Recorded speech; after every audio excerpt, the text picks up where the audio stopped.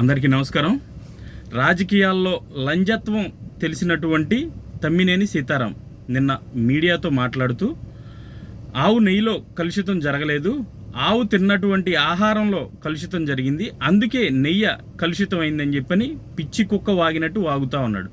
నిజంగా ఈ యదవనంటే వయసులో పెద్దోడు కాబట్టి కొన్ని మాటలు అనలేకపోతున్నాను. నిజంగా ఈ యదవని ఏ చెప్పుతో కొట్టాలో కూడా అర్థం అవ్వట్లేదు. ఎందుకంటే నిజంగా గోమాత కలుషితమైన ఆహారం తిన్నా కూడా మనకి ఇచ్చేటువంటి పాలు ఏ విధమైన కలుషితం జరగదు.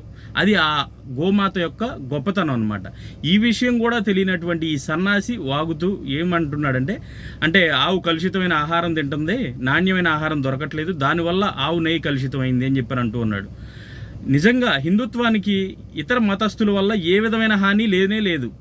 హిందూ ముసుగు ధరించి హిందువులను దోచుకుంటూ, అలాగే హిందువుల మీద దాడులు జరుగుతున్నప్పుడు వెనకుండి కథ నడిపించేటువంటి ఇలాంటి సన్నాసులు, ప్రత్యేకంగా పెద్ద పెద్ద బొట్లు పెట్టుకుని చేతబడులు చేసేటువంటి సన్నాసుల్లాగా తయారయ్యి హిందువుల్ని మోసం చేస్తూ మేమేదో హిందువులను ఉద్ధరిస్తున్నాము, మేమే అతిపెద్ద హిందూ వాదులు అని చెప్పుకునేటువంటి ఇలాంటి సన్నాసుల వల్లే హిందుత్వానికి ప్రమాదం పొంచి ఉంది.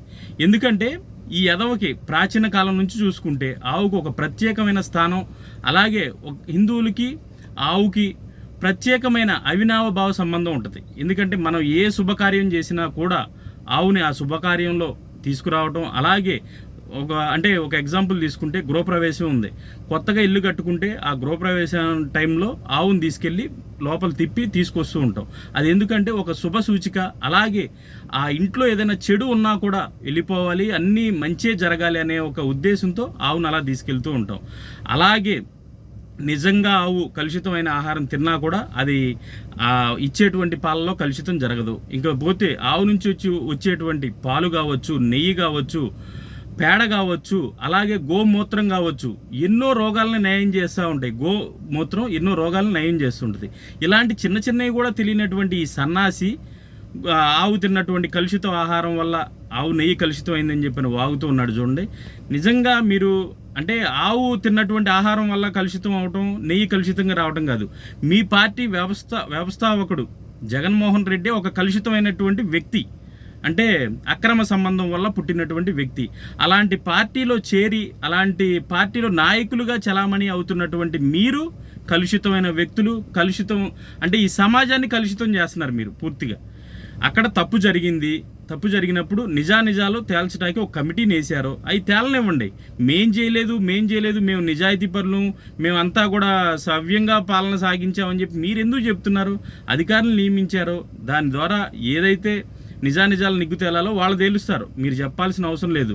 అంటే దొంగ అని అరిసినట్టుగా ఉంది మీరు అరుస్తూ ఉంటే. మీరు చేయనటువంటి అవినీతి అక్రమాలు లేవు. రాష్ట్రంలో 5 సంవత్సరాలు రాష్ట్రాన్ని మొత్తం సర్వనాశనం చేశారు, ఇంకేమి మిగల. ఆఖరికి పవిత్రంగా అంటే తిరుపతి ప్రసాదాన్ని మనం తరతరాలుగా చాలా పవిత్రంగా భావిస్తూ ఉంటాం. అలాంటి ప్రసాదాన్ని కూడా కలుషితం చేసినటువంటి సన్నాసులు ఎవరైనా ఉన్నారు అంటే అది వైసీపీ పార్టీ నాయకులు, అధికారులు, మీలాంటి తలకమాసిన సన్నాసులు మాత్రమే. దీనికి తగిన మూల్యం తప్పకుండా మీరు చెల్లించుకోవాల్సి వస్తుంది, తప్పదది. ప్రపంచవ్యాప్తంగా ప్రసిద్ధిగాంచినటువంటి తిరుమల తిరుపతి దేవస్థానంలో పెట్టేటువంటి ప్రసాదాన్ని మీరు కలుషితం చేశారంటే మీరు ఎంత ఎదవలో సన్నాసులో అర్థమవుతుంది. ఇకపోతే ముందుగా ఇంత పెద్ద బొట్లు పెట్టుకుని నేను హిందూవాదిని చెప్పుకోవటం కాదు.